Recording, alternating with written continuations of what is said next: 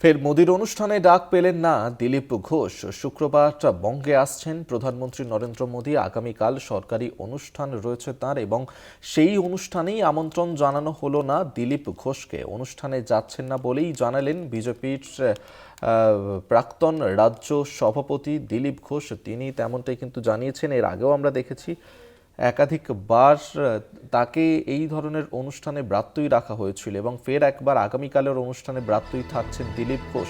কি বলছেন তিনি এই প্রসঙ্গে শোনাবো আপনাদের। দেখা যাক, এখনো ঠিক করিনি কোথায় যাবো। রহস্যময় হাসি বলে দিচ্ছে যে আপনি যাবেন না বলে। যেতেও পারি, নাও যেতে পারি, অন্য কাজেও যেতে পারি। আমি কোথায় যাব সেটা তো পার্টি ঠিক করে, আমি ঠিক করি না। পার্টির যেটা কর্মসূচি পার্টি নির্ধারণ করে সেটা আমার হাতে নেই। পার্টির বাইরের কর্মসূচি আমি ঠিক করি।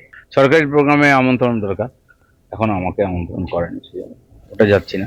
বাকি দেখছি। আমরা পার্টির সাধারণ কর্মী এখন। যাকে পার্টি যে কাজ দিচ্ছে, যে কাজে লাগাচ্ছে, সে কাজ করছে। তো রিজার্ভ ফোর্সের মধ্যে থাকি আমরা, যখন অর্ডার হয় আমরা লেগে পড়ি।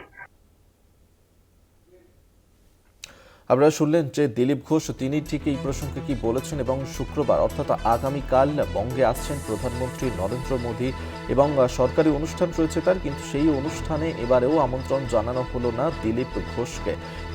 এর আগেও আমরা একাধিকবার দেখেছি যে যখনই প্রধানমন্ত্রী নরেন্দ্র মোদীর অনুষ্ঠান হয়েছে, এর আগেও ব্রাত্যই রাখা হয়েছিল দলের তরফ থেকে দিলীপ ঘোষকে, এবং সেক্ষেত্রে ফের একবার এই নিয়ে 3বার মোদীর অনুষ্ঠানে ডাক পেলেন না দিলীপ ঘোষ।